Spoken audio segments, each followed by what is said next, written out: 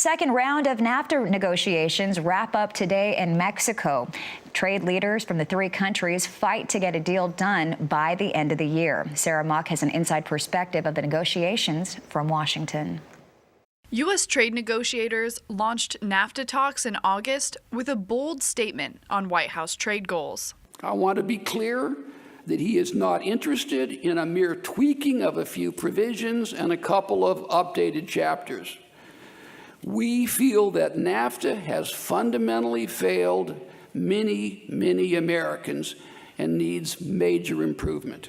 Given the talk's short 3 to 6 month time frame, ag leaders want the administration to proceed cautiously, and not just for the sake of farmers. When it comes to, in January, I don't know about you, but I like avocados year-round, and, I like clementines and oranges year-round. There's a lot of trading back and forth on that southern border, and that's predominantly where most of our growers, if they are exporting, that's where their products are going. And so I think the administration needs to take a deep breath.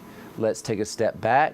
Let's allow these negotiations to continue, but trying to do a significant change in this little narrow window they're giving us, I don't think is realistic. So I'm hoping that the USTR can advise the president that it's going to take a little longer than probably what he had anticipated, and that we stay at the table.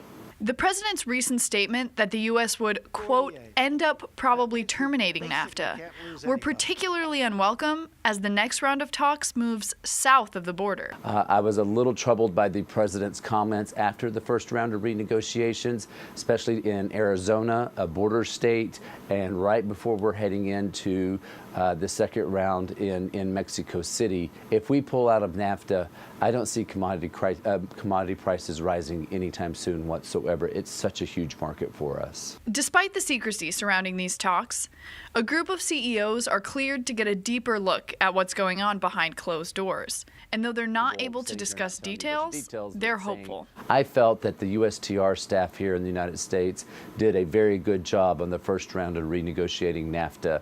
I know they are fully behind us. If you look back 23 years ago, we exported 0 bushels of wheat to Mexico. And since NAFTA has been put in place, it is now our largest export market. Gould says everything going on between the U.S., Mexico, and Canada is linked.